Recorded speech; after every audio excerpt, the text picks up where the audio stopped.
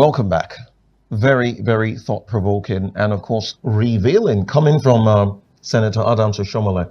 Of course, buttresses the point I had talked about, Engineer Pius, earlier when you said you even mentioned Adams Oshomole, and we needed to play you that excerpt there to hear firsthand some of the revelations he's made.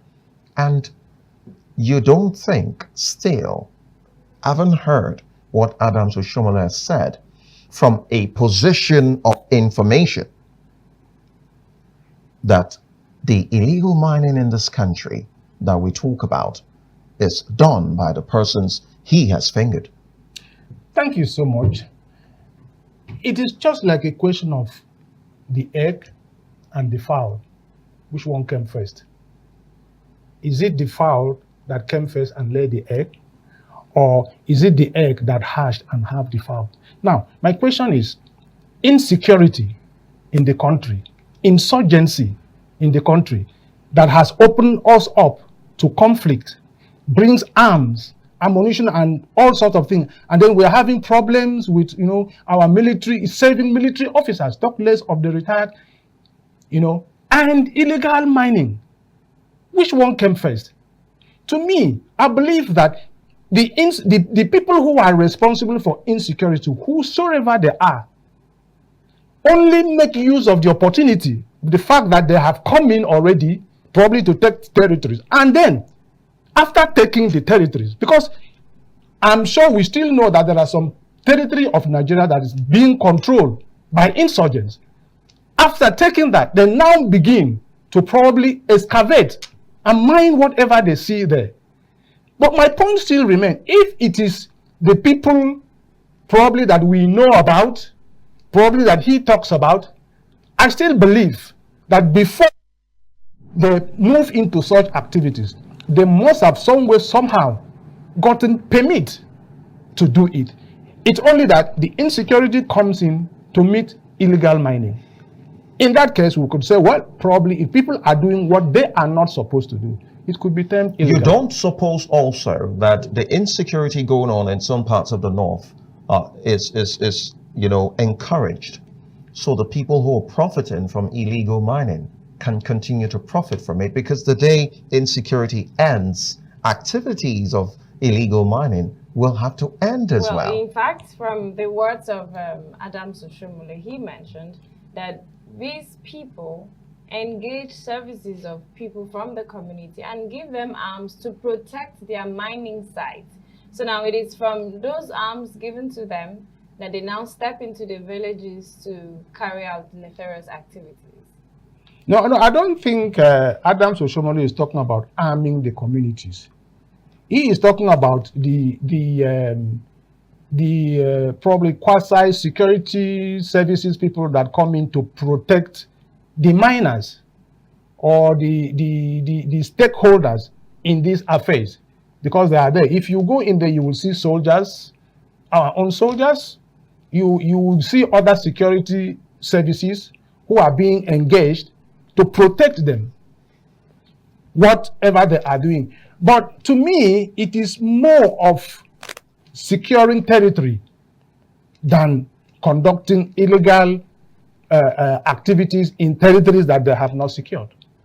In our country, when it comes to oil bunkering, just like Adams Oshomole has said, and we have noticed, the whole security force is unleashed on the Niger Delta. In fact, you cannot even take 1 liter of crude oil out of the rig. You could be arrested and you could be prosecuted and jailed because it is oil. But solid mineral, as I said before, the proceeds from mining of solid mineral is 100% the property of the license holder. And he only trades and remit taxes in forms of royalty to the government. I think it is because, the focus of the federal government is on oil and recently probably on gas. And it may still be the same set of people who are making sure that other people do not benefit a little bit from the proceeds of the oil and gas. And they seem to close their eyes to every other activity, whether legal or illegal, that is going on in the solid mineral sector. But on the oil and gas sector, it is that strict regulation, and the fact that everything has to be brought to the center. Everything has, the proceeds of it has to go to Abuja, and from there it is distributed all over the country. For example, we heard in that Zamfara state, when the governor took a bar of 5 bars of gold and presented to the president.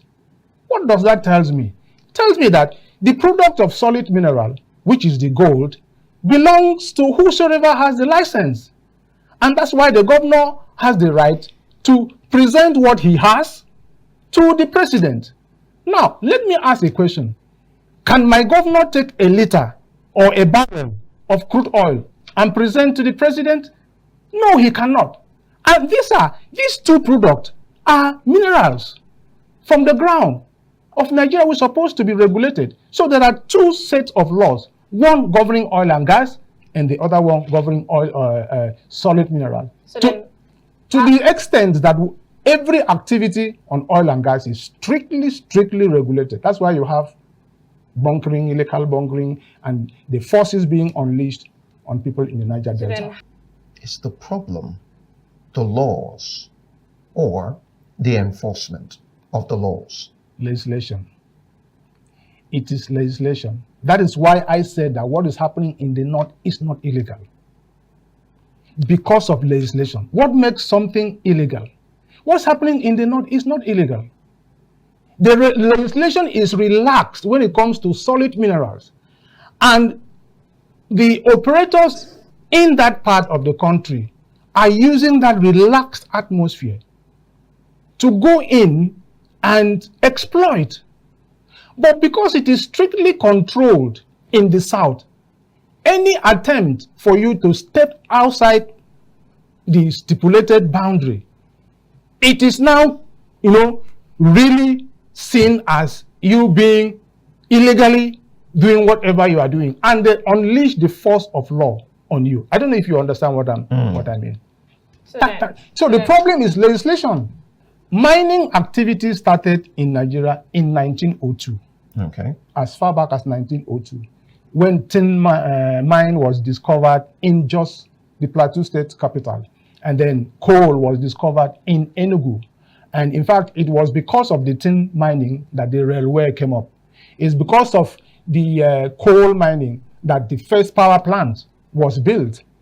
So it has been going on. By then, the Mining Act, the Mining and Mineral Act, was relaxed and localized. It wasn't centralized. So that anybody who goes into mining knows that he's going in for business, and the communities and the states are probably the local government area benefit directly. So the issue of management of mining activities was easier. And that ended in 1969 when the federal government took over. When the federal government took over the ownership of the product of mines, both oil and gas, okay, and then the solid mineral. Okay. So that brought some sort of, regulation? Yes. That was they call it the Nigerian Mining Act of 1969. Now, so that truncated the first act that was a bit relaxed. And now, alongside the oil and gas and the solid mineral, it was the property of the federal government. But in 2007, there came another act, the 2007 Mining and Mineral Act, that now tries to go back to what it was before, but solid mineral. So if you see, the solid mineral rules has been relaxed up to now. That's what is happening now. But the oil and gas rule has not been relaxed. My point is that where the government attention is focused, there is strict regulation. And where it is relaxed, it becomes an all-comers affair. In my advocacy here in the state, I advise our state government to establish an agency that could be called Akwa Ibom State Mineral Resources Development Agency. Apart from the ministry, the mineral resources right now in Akwa Ibom State is under the Ministry of Environment, and Ministry of Environment seems to probably overwhelm the solid mineral sector. Now, if there is an agency, that is what most of the states of the Federation that have solid minerals do.